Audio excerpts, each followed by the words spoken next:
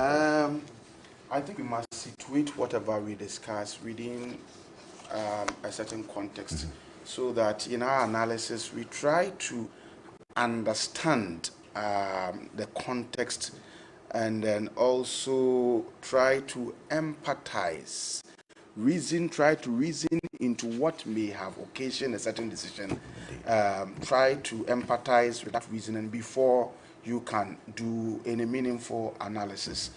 Okay, so I always want to make the point that every coin has two sides.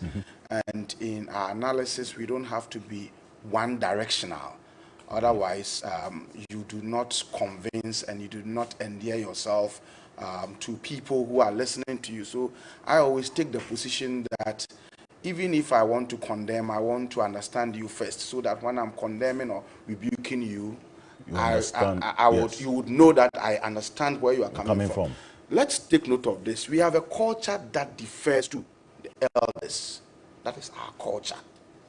Now, when you have a litigation with an elderly person, they tell you can never be right, even when the elderly person is wrong and has not even pleaded or apologized.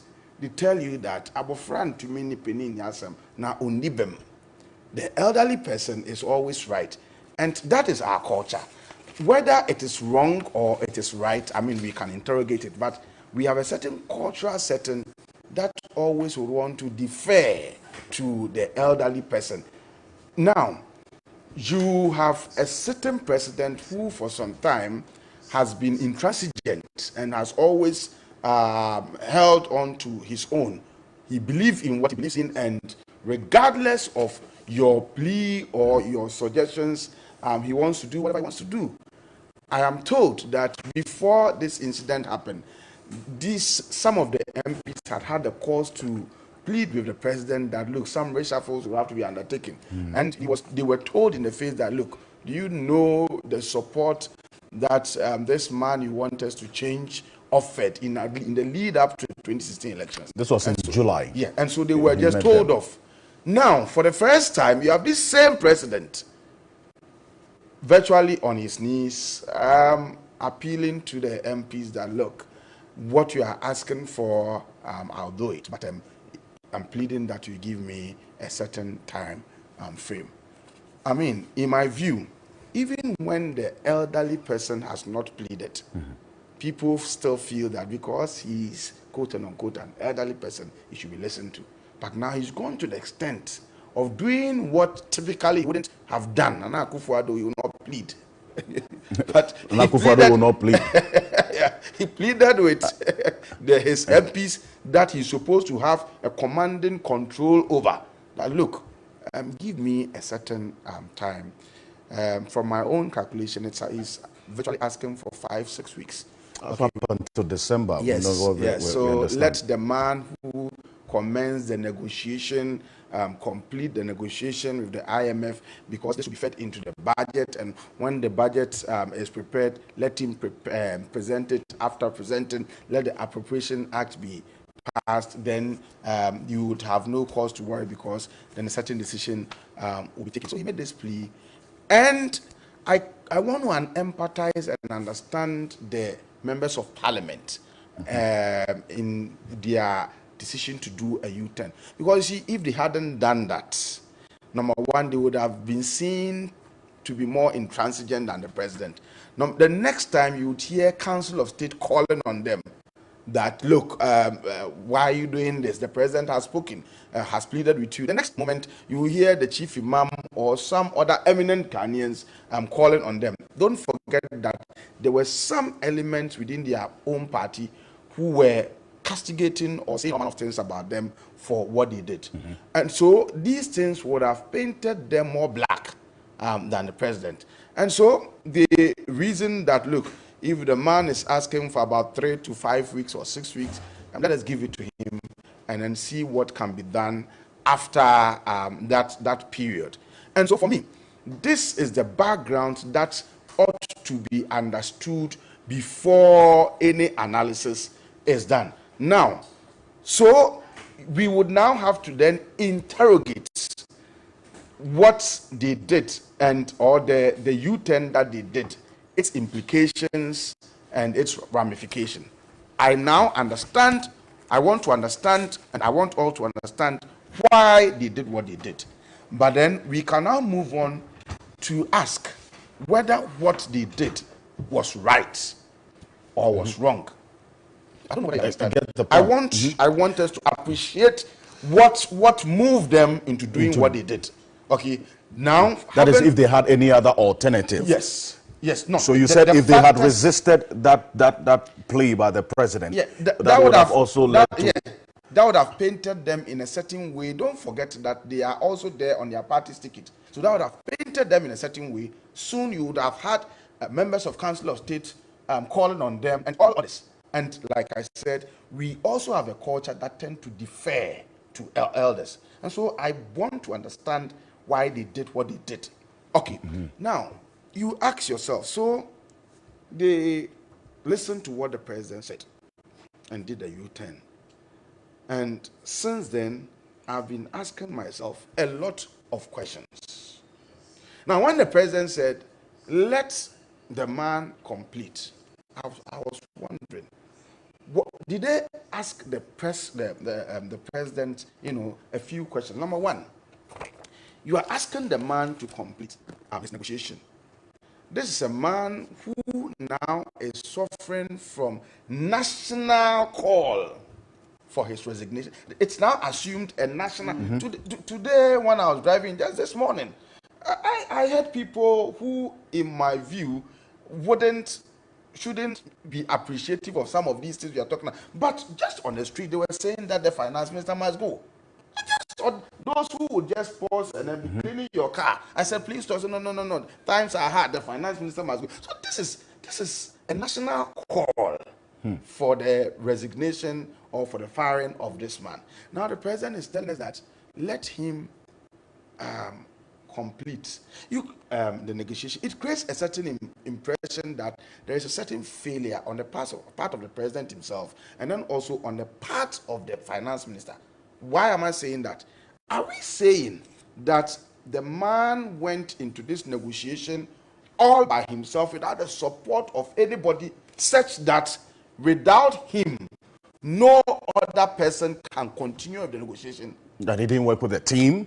He should have worked with a team. But what they went to agree on suggests to me that it appears that he went there on his own and there was no team. Because if there was team, the president should understand that without the man, the team should still be able to carry through what has been commenced in terms of the negotiation. Okay? But to say that let him complete, creates a lot of problems, in my mind. I asked myself a lot of questions. How about if we get up tomorrow and the man, it's no more? What do we do? If it's no more, will the negotiation halt or be cancelled or what? So one morning, one morning, if if we wake up, as we say, God forbid, Ofori-Atta is incapacitated and cannot perform his duties, then what? Yeah, then what? Okay, so I was wondering, I was thinking the MPs would have averred their mind to this and pointed it to the president. Number two, you see,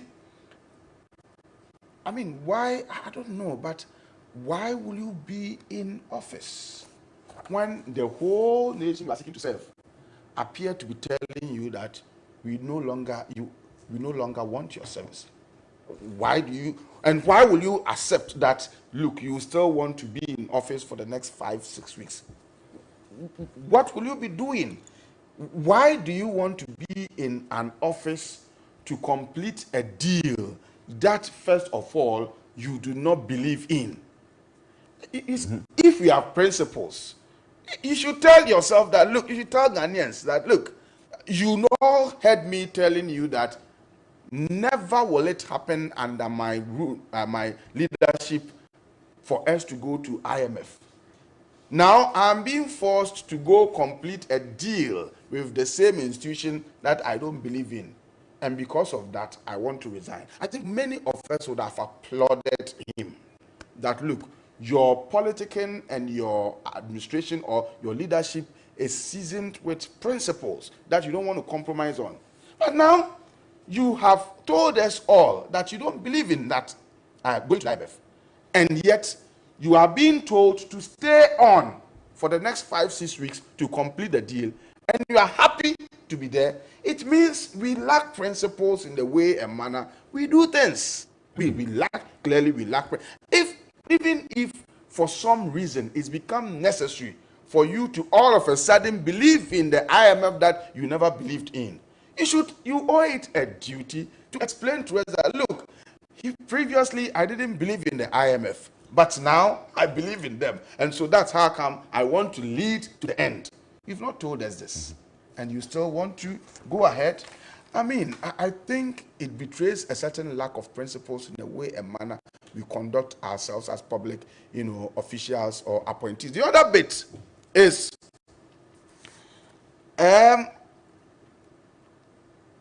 when they agreed with the president that the man should be allowed to go on for the next 5-6 weeks, did they at the same time agree on certain interventions that would ensure that within this period of 5-6 weeks, there isn't going to be vendetta, there isn't going to be cover-ups, and there isn't going to be deliberate misplacement of relevant files and all that? Because the transition is very key. And you see, when people get to know that, look, now I am going, they tend to do so many things.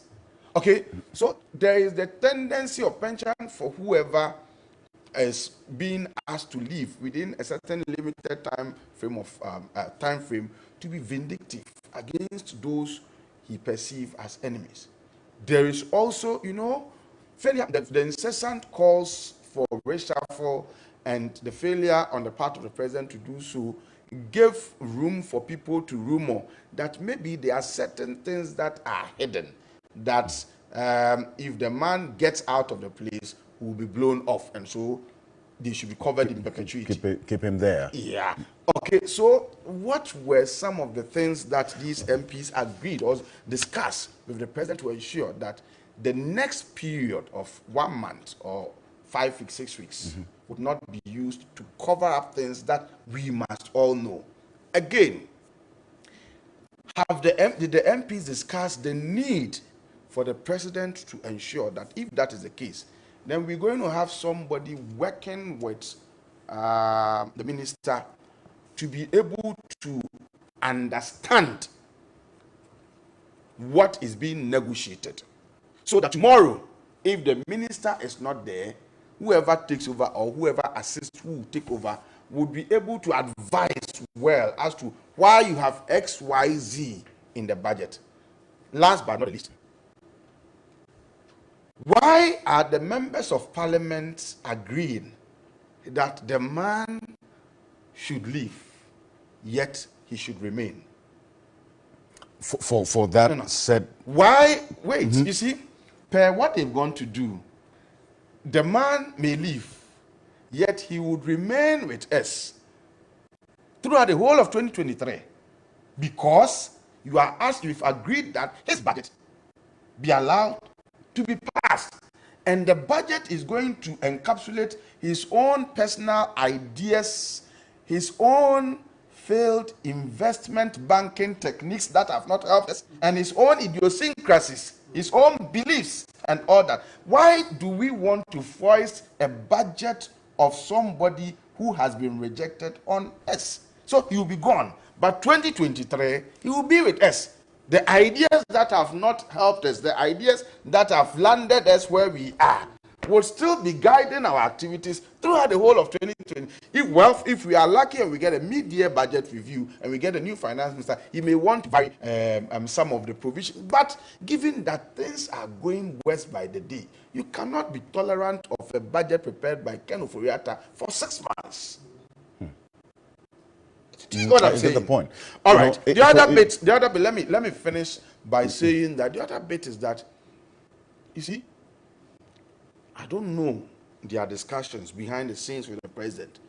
But did they care to also tell the president that in trying to replace Ken Ofori-Atta, the position should be filled with somebody who has an affable persona. We are not looking for people who are calm. You see, those of us who are not calm, they tout us to be arrogant. I don't care.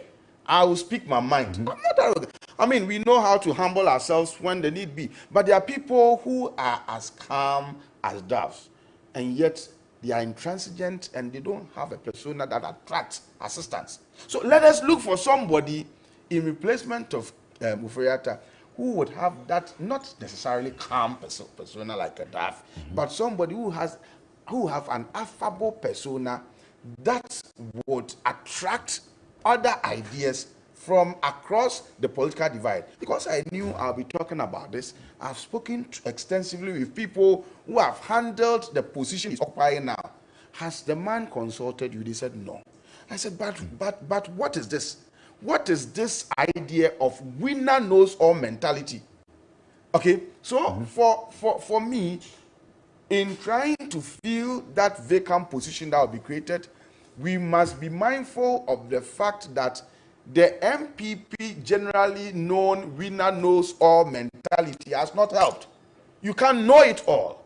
And so we should be able to have people who would find it easy, first of all, whose persona would attract others from across the political divide to want to volunteer information and suggestions as to how things should go. And then he should also be calm enough and humble enough to reach out to others across the political divide so that you tap into their expertise. Because see, the challenges that we are experiencing, okay, are not challenges that are unique to NDC or MPP supporters. We are all facing it. I'm telling you. You see, times are so hard to the point that it is difficult. When you are now moving your car, you think twice. I am telling you, if you are moving your car, you think twice. Last 2 weeks, I was supposed to go visit my daughter in school. Okay, I couldn't go because I've been there 2 weeks before the time. I had to go, but I couldn't go. I had to call the teachers and tell them, explain to my daughter that, look, it is not difficult for us to be commuting here in Cape Coast. I used to go to my hometown once every week, once every week. For the past 1 month, I've not been there. And they are calling and asking, what is happening? Why are you not coming? I said, are you not in Ghana? You are thinking about the your moment viewer. you say, are you not in Ghana? They say, my usual watching, I play football every Saturday. People have brought me here this morning, so I couldn't go. But immediately after my football, this Hajia around Medina Duku clinic, he sells her watch. She sells her watch. I'll go and queue and then get my watch. The last time I went there, see, usually a full soldier, my watch, my willy, and my egg, my everything all will cost 10 cedis. So I got the Amalia Hajia. As you know, you don't have to let other people hear that I'm buying only 10 cedis. As you know, please give me my usual. You know the drill. Then she asked, I said, but what do you mean? She said, but are you not in Ghana? I said, give me my currently equivalent 10 cedis worth of watch and everything. And said that will cost about 25 cedis. So now the 10 cedis yes, it will cost about 25, quantity is now 25. And we have not even put in place measures to ensure that, look, we enforce some checks and controls, because some of the traders, some of the sellers are also arbitrarily cashing into the system. And if we've had a president addressing all of us to be patriotic about some of these things wouldn't have happened. But all this while, we called on the president. I mean, last week I was on Newsfire, called on the president to cut his unnecessary touring of the regions that is attracting Putin rather than applause, and come and address the nation. We are told that he's agreed to address us tomorrow. And I want to believe that after his address, people may be a bit calm, and those who are also using the opportunity as a way to cash in and to milk us dry would tone down. And then maybe, you see, we cannot win this fight if we all do not rally behind those who are supposed to be taking decisions. And so it is important that an address is given, and then it is given in a very sincere manner. You see, you cannot just come and explain, or just come and see, the essence of leadership is not to explain problems, but to solve problems.